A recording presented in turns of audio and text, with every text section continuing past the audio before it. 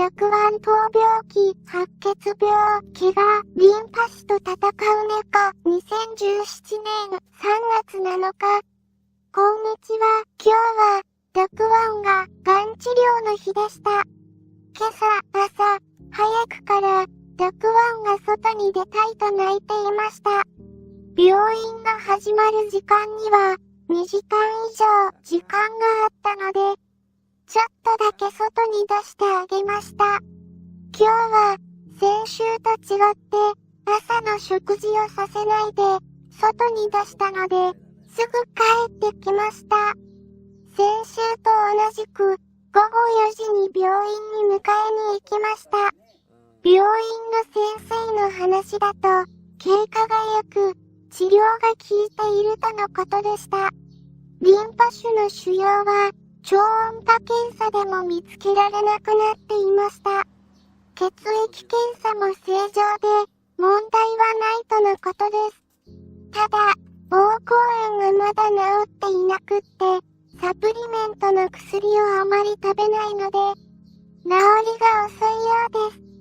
とにかく、今の状況では、回復に向かっているとのことです。そういう診断だったので、今回は、とりあえず安心しました。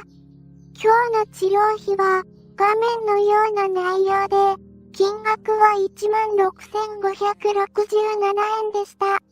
今回は、先々週の治療薬のオンコビンという抗がん剤を投与しました。血液検査の結果は、表のように、すべて正常値でした。とりあえずは、回復しています。自宅に帰ってきてから、今日は雨が降っていたので家から出していません。少しですが、出たがっていますが、もう暗くなるので、家にいるんだよって話して、我慢させています。